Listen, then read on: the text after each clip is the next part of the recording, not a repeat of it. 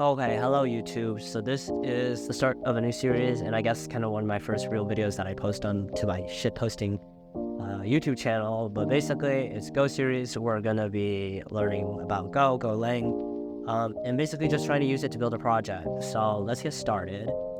This is my actual first time really having a personality on a video, so I guess a basic introduction would be worth it.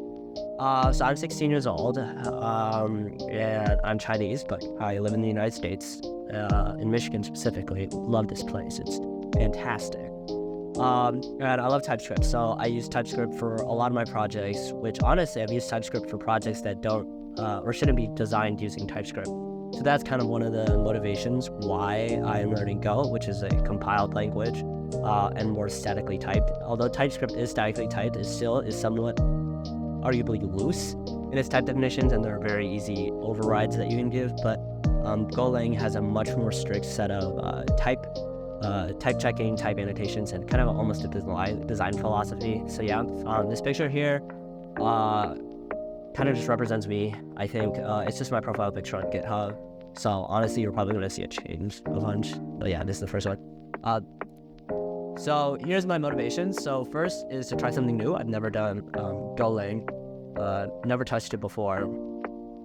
Number two, work with more languages. So I'm really only, I would say, good in Python and TypeScript. Those are the two languages I've naturally used. But if you can't notice, both of those are interpreted languages and languages that have a lot of performance overhead on them. And even though, like, for example, TypeScript, I like to use the bun runtime with that because it's faster, there's still a lot of that kind of performance overhead, as well as just the very loose design philosophy that both of the languages have, like their multi-paradigm designs. So I try to go for a more consistent philosophical design method, which is what Go has, which leads me to point 3, which is philosophy-guided design and programming. So Golang has a very strict set of rules as to how stuff is defined, how types are defined, a very rigorous type of,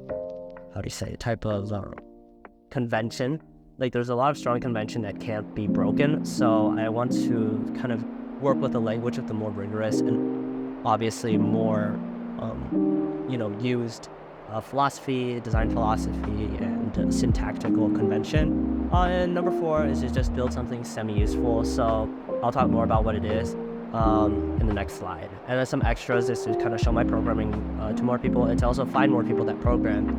I live in a place and go to a place with not much programmers, so I honestly want to just kind of put myself out there to find other people like that.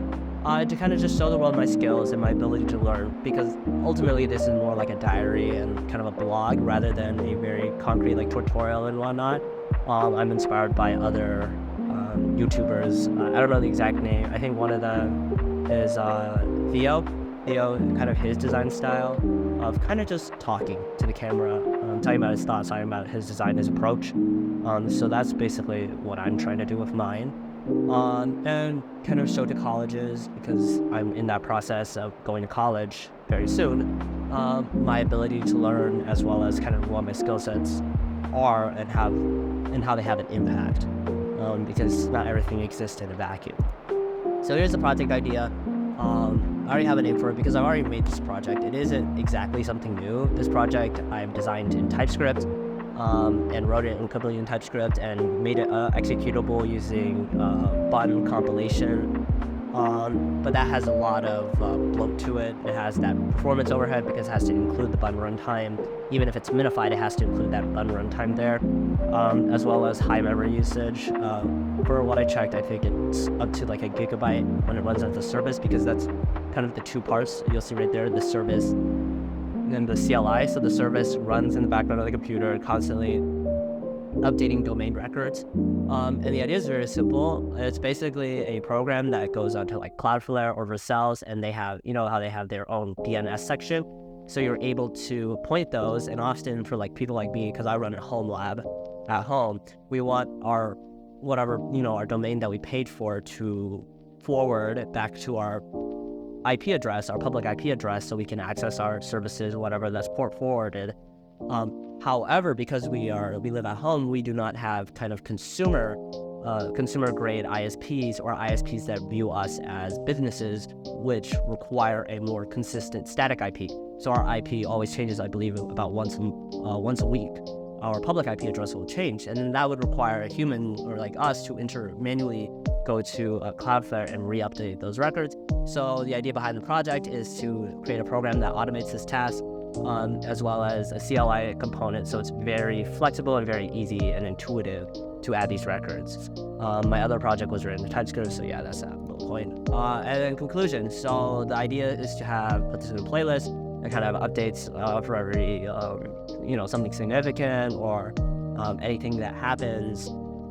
Just basically anything that I care about or think about sharing. And something you should expect is a lot of yapping, because I'm a yapper, if you can't tell already from this YouTube video where I'm basically talking to myself.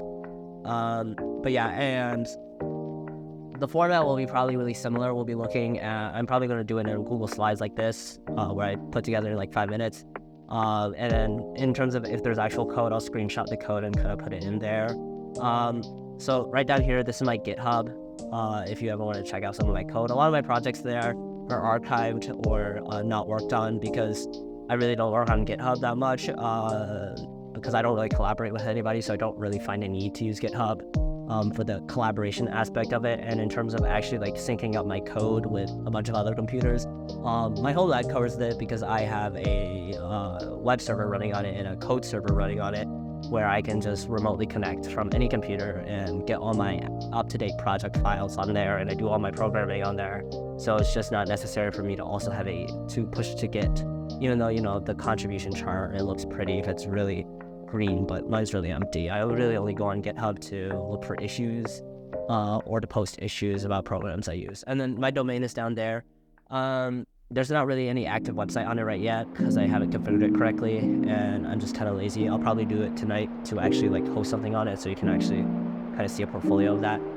But yeah, other than that, that's the video. This is the conclusion of the video, and yeah, I hope whoever watches this hopefully can use this as or look to this as a sign of motivation, or just kind of to go ahead and achieve your projects or work on your projects and ideas. So yeah, we're all programmers in the end, and we all want to work with each other and help each other out. So yeah, bye-bye.